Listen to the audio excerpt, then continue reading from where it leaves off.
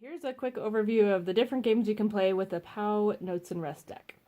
This is your basic all-purpose notes and rest deck of cards. You can play many different games with it. We have instructions for 4 different games. If you're gonna play Go Fish, you need to decide ahead of time if you're playing with the whole deck of cards or if you just want to focus on notes or just focus on rests.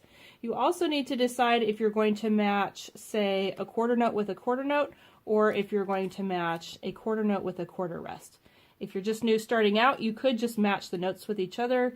If you know your music and or have mixed levels of students' abilities playing together, then you could match notes and rests. If you're going to play memory with the POW Notes and Rest deck, again, decide which of the cards you want to remove from the deck that you want to play with.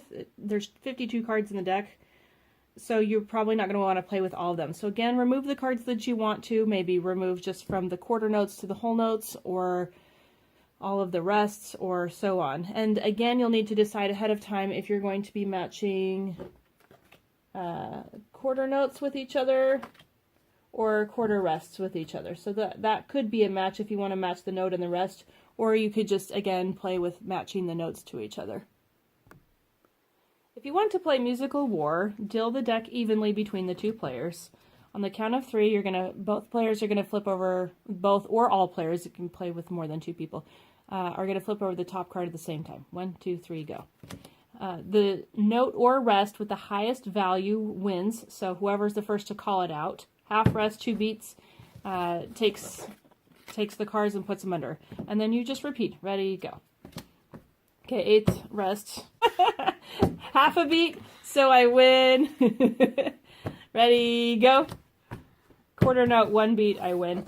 And you can keep playing until either A, your 5-minute timer runs out, or B, one person is out of cards and the person with the thickest deck left wins. When you're playing War, you may come across a tie. Ready, go.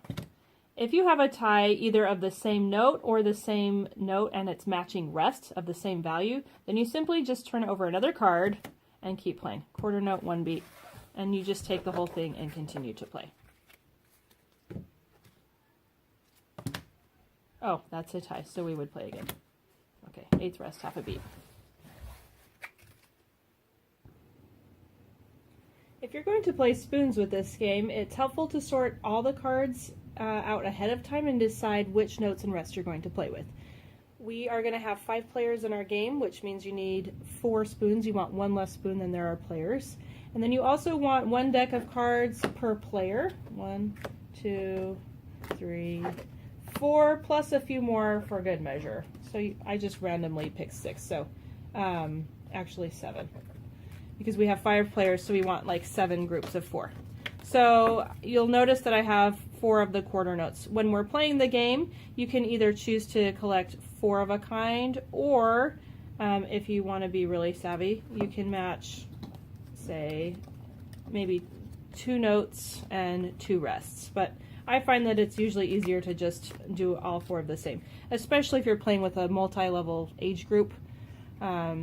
You know, if you have beginners and more advanced students, sometimes it's helpful to just have them all collect 4 of the same things. So once you do that, you set the rest of the deck aside.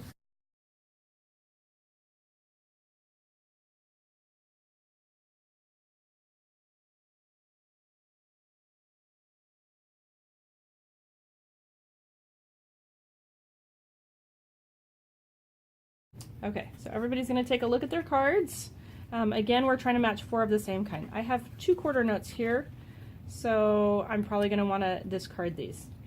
So you're going to have somebody call pass. So after everyone has had a moment to look at their cards, you're going to put 1 card down and everybody pass to the left. Pass. And pick 1 up. And then you just continue passing. Pass. And then at some point, when somebody has 4 of the same card, they can quickly grab a spoon.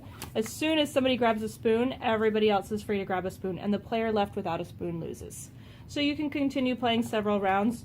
You can spell the word spoons out, put a letter for each word every time you don't grab a spoon, and the person to spell the whole word out can lose. Or you can just continue playing for however many rounds you like. Some people play that we reduce the spoons and reduce 1 spoon in player for every round. You can do whatever your house rules call for.